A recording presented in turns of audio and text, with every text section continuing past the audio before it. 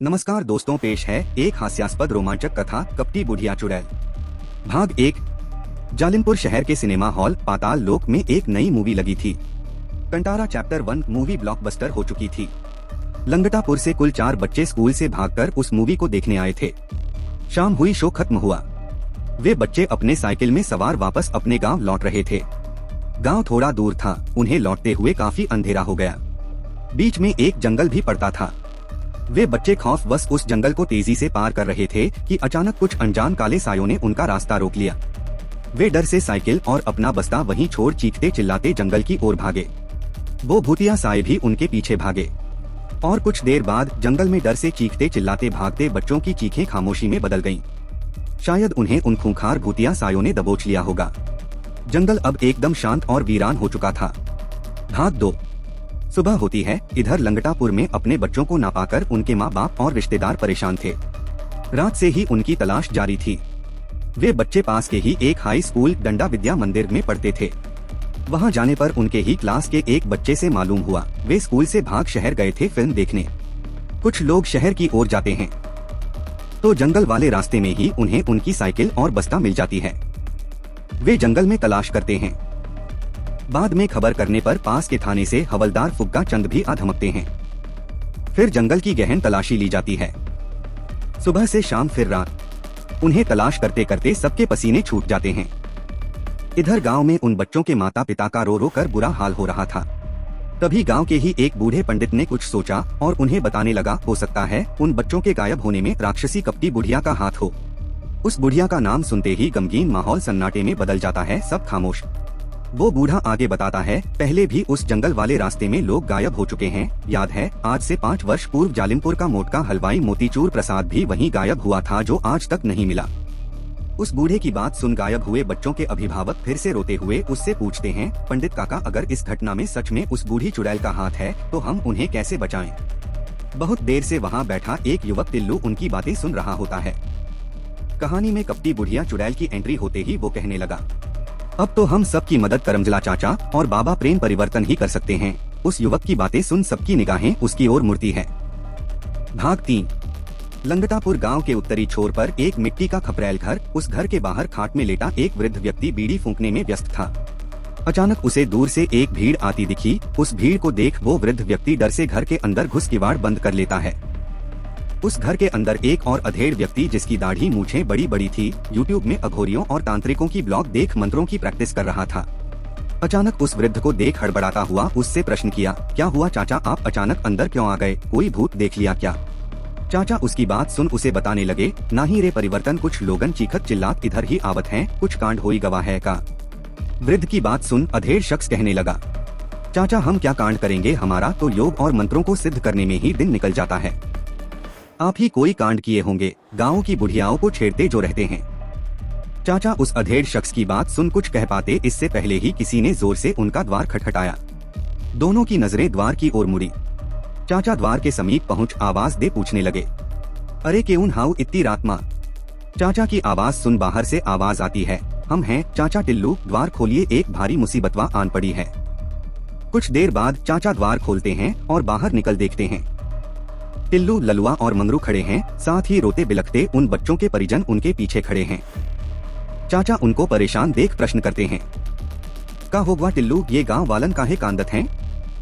चाचा के प्रश्न को सुन टिल्लू चाचा को सारी आप बीती एक ही सांस में बता डालता है। घर के अंदर वो अधेड़ शख्स भी टिल्लू की बात सुन बाहर निकल आता है। उसे वहाँ देख सभी चौंक जाते हैं। वो शख्स और कोई नहीं, बाबा प्रेम परिवर्तन होते हैं और वो चाचा ही करमजला चाचा होते हैं। सभी झुककर बाबा प्रेम परिवर्तन को सादर प्रणाम करते हैं और अपनी फरियाद उन्हें सुनाते हैं। कुछ देर बाद चाचा के समझाने बुझाने से ग्रामीण लौट जाते हैं। वहाँ बचते हैं तो सिर्फ टिल्लू, ललुआ, मंगरू, चाचा और बाबा। वे पांचों आपस में विचार विमर्श करने लगते हैं। भाग 4। सुबह का समय। जालिमपुर का सरकारी कॉलेज पप्पू गांधी यूनिवर्सिटी के गेट के पास एक काले रंग का जवान युवक खड़ा था। उसके पास कुछ कॉलेज छात्र आते, उसे पैसे देते और कुछ छोटी छोटी पुड़िया उससे लेकर जाते। अचानक 3 मोपेड सवार युवक उसके सामने आ धमकते हैं। उन तीनों को देख वो भागने लगता है। वे तीनों युवक उसका पीछा करते हैं। वो भाग ही रहा था कि कोई उसकी पैरों में अपने पैरों से लंगड़ी फंसा देता है। वो भागता हुआ काला युवक नीचे भूमि में धड़ाम से गिर पड़ता है। वे तीनों युवक वहां पहुंच उसे दबोच लेते हैं। कुछ देर बाद उस कॉलेज के पीछे मौजूद एक पुरानी बिल्डिंग में वो काला युवक रस्सियों से बंधा हुआ था। उसके सामने बाबा प्रेम परिवर्तन और करमला चाचा खड़े थे। वहीं पास में वे तीनों युवक टिल्लू, ललुआ और मंगरू भी खड़े थे। करमजला चाचा उस काले युवक, जो असल में एक प्राचीन असुर कल्लूसुर था, जो अपना रूप बदल सकता था लेकिन रंग नहीं, उससे कपटी बुढ़िया चुड़ैल के बारे में प्रश्न करते हैं। शुरू में तो वह असुर बहुत नानुकूर करता है, पर बाबा प्रेम परिवर्तन के पास मौजूद लाल मिर्च भभूत उसकी देह में रगड़ने से वो मुंह खोल देता है और उन्हें बताता है कपटी बुढ़िया चुड़ैल कोई मामूली चुड़ैल नहीं है। उसे इस दुनिया में मौजूद भूत प्रेत दैत्य और चुड़ैल राजमाता मानते हैं। वो भेंगा भूतिया लोक में रहती है, जो इस धरती के दूसरे आयाम में मौजूद है। वहाँ जाना नामुमकिन है। उसकी बातें सभी ध्यान से सुन रहे थे कि बीच में ललुआ उससे प्रश्न करता है, अबे कलुआ झींगे, ये आयाम क्या होता है? कल्लूसुर अब भी रस्सियों से बंधा और गुस्से में होता है। ललुआ का प्रश्न सुन और बौखला जाता है और कहता है, अबे घनचक्कर, आयाम मतलब वो दुनिया जिसमें मामूली मानव नहीं जा सकते, उसमें भूत प्रेत पिशाच चुड़ैल और दानव ही जा सकते हैं। उसकी बात सुन चाचा उससे पूछने लगे, तुमने जा सकत है का कलुआ? चाचा के प्रश्न को सुन कल्लूसुर उन्हें उत्तर देता हुआ कहता है, हाँ बे बूढ़े। कल्लू के मुंह से बूढ़े शब्द सुनकर चाचा को गुस्सा आ जाता है। वो कल्लू का कान पकड़ खींचने लगता है। तभी बाबा प्रेम परिवर्तन बीच बचाव करते हैं और कल्लू से प्यार से पूछते हैं, कल्लू भाई, हमें वहाँ जाना है, उन बच्चों को बचाना है, मदद करो। कल्लू बाबा की अपील सुन कहने लगा, मदद? वो भी तुम कुकुरमुत्तों का कभी नहीं। चाचा उसकी बात सुन एक शैतानी हंसी हंसते हैं और मंगरू की मुड़कर उससे कहते हैं, तनी दिखावा तो इकरा वीडियो। चाचा का आदेश सुन मंगरू अपनी जेब से एक पुराना एंड्रॉयड मोबाइल निकाल कल्लू को एक वीडियो दिखाता है।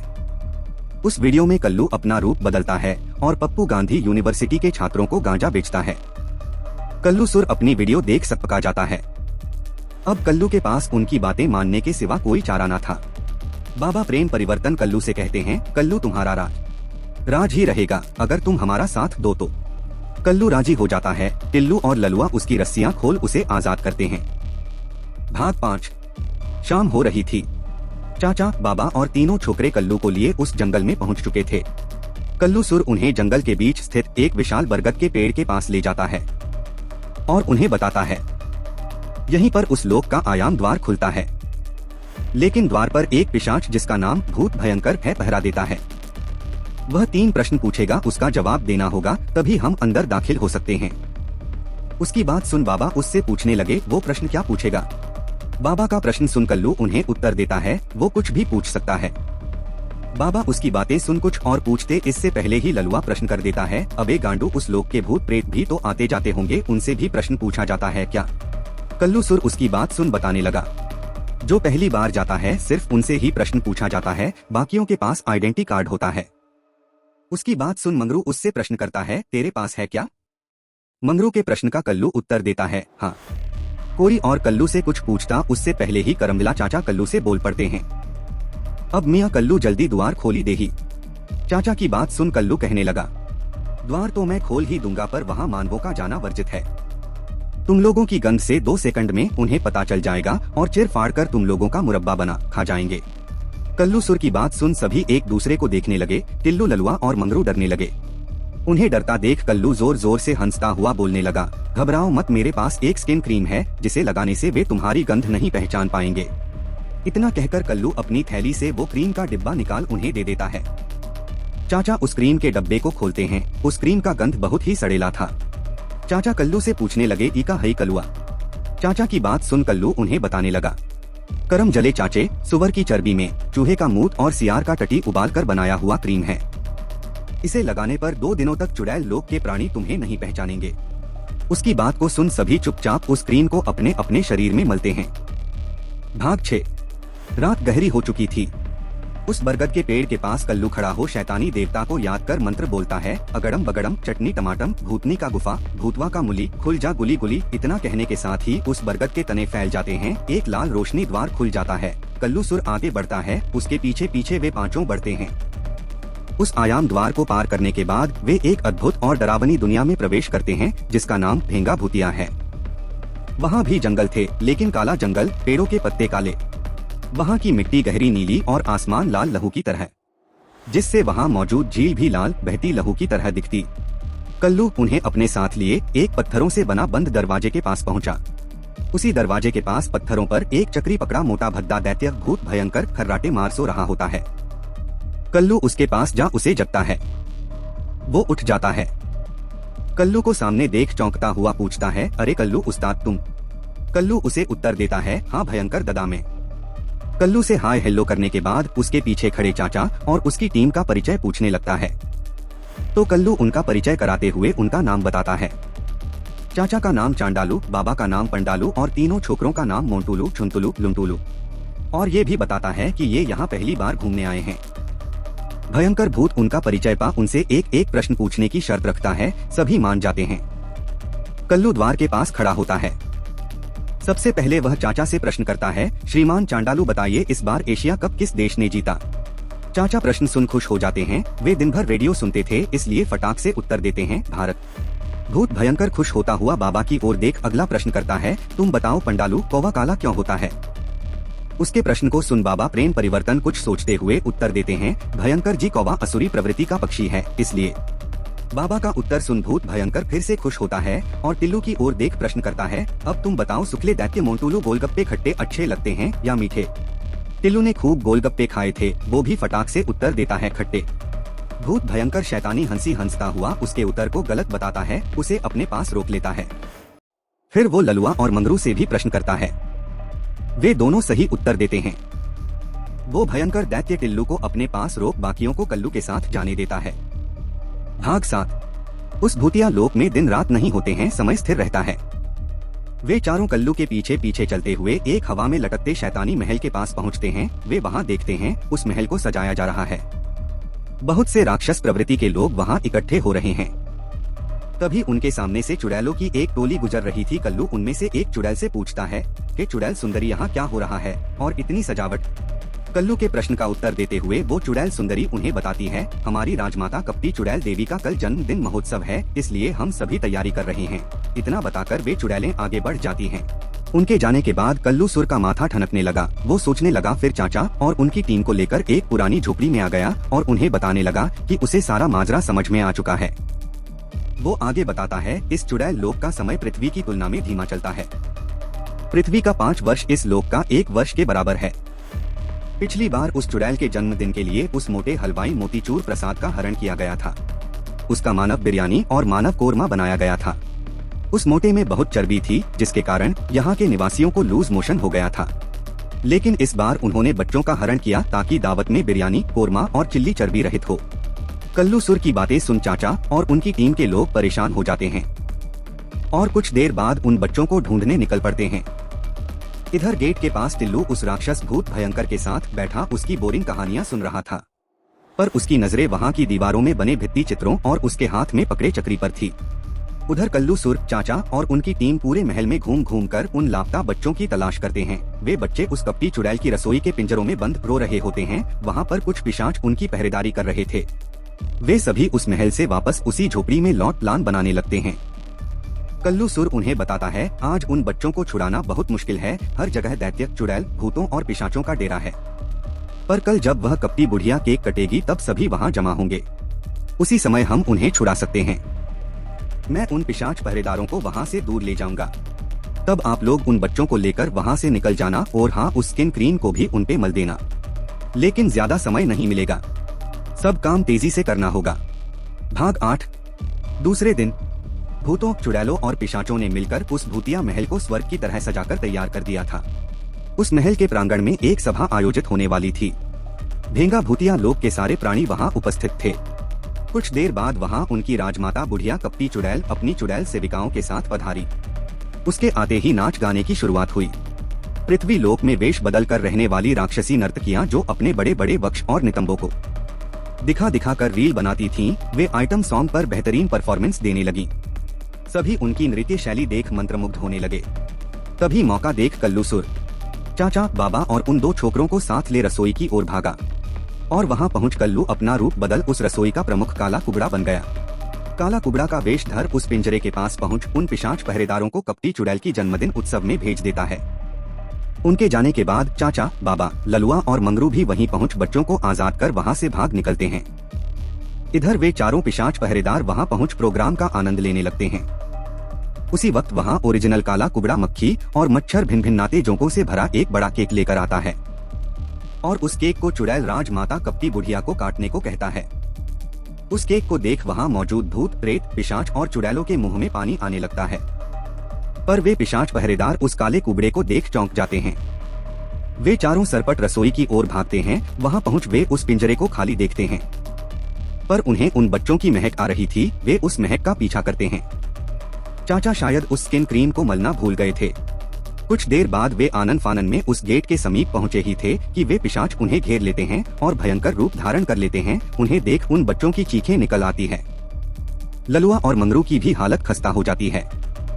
उन पिशाचों के खौफ से कल्लू सुर उन्हें छोड़ छछूंदर बन भाग पड़ता है, पर चाचा और बाबा बेखौफ रहते हैं।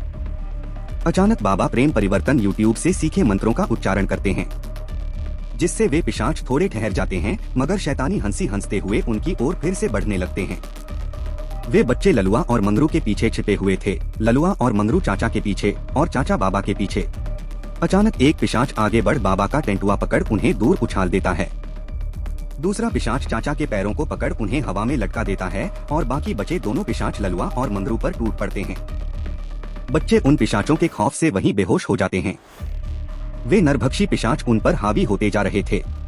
चाचा, बाबा, ललुआ और मंगरू चारों बेबस नजर आ रहे थे। अब कोई चमत्कार ही उन्हें बचा सकता था। अचानक बाबा प्रेम परिवर्तन को एक पुराना मंत्र, भूत भगाओ, लंगोटी उठाओ, याद आ गई। वे तेजी से मंत्रों का उच्चारण करने लगे। उस मंत्र को सुन पिशाच और भी क्रोधित हो गए। उन्हें पकड़ पीटने लगे। चाचा को पकड़ा पिशाच अचानक उनको घुसे मारने लगा, जिससे चाचा की जोरदार लंबी और सड़ी हुई लहसुन की महक वाली पात निकल गई। पिछली रात को चाचा मूली के पराठे के साथ हरी मिर्च और लहसुन की चटनी खाई थी। पिशाच उस महक से तड़प उठे। उन्हें घोर जलन महसूस हुई। उनकी पकड़ ढीली हुई। बाबा, चाचा, ललुआ और मंगरू मौके का फायदा उठा उन बच्चों को उठाए वहां से भाग पड़े और आयाम द्वार को पार करते हुए पृथ्वी लोक में वापस आ गए। चुड़ैल लोक का द्वार खुला था, पर वहां ना तो भूत भयंकर था और ना ही टिल्लू। उन्हें अचरज हुआ। तभी उस खुले द्वार के पार वे देखते हैं वो पिशाच ठीक हो उनकी ओर आ रहे हैं। साथ में कपटी चुड़ैल और उसकी सेना भी है। उन्हें समझ नहीं आ रहा था अब क्या होगा। तभी झाड़ियों में छिपा टिल्लू उनके पास पहुंचता है और अपने हाथों में पकड़े चक्री से उस द्वार को बंद कर उस चक्री को तोड़ डालता है। उस लोक का आयाम द्वार हमेशा के लिए बंद हो जाता है। सभी सकुशल गांव पहुंचते हैं। कल्लू सुर कहाँ भागा इसका कुछ अता पता नहीं था, पर टिल्लू ने उस भूत भयंकर को धोखे से सोए अवस्था में वहीं बांध गड्ढे में डालकर उसकी चक्री को, जिससे आयाम द्वार बंद और खुलता था, उसे कब्जा लिया था। तो प्रिय पाठकों, हमारा ये रोमांचक सफर यहीं पर समाप्त होता है। जल्द ही मेरी अगली कहानी प्रकाशित होगी। तब तक अलविदा।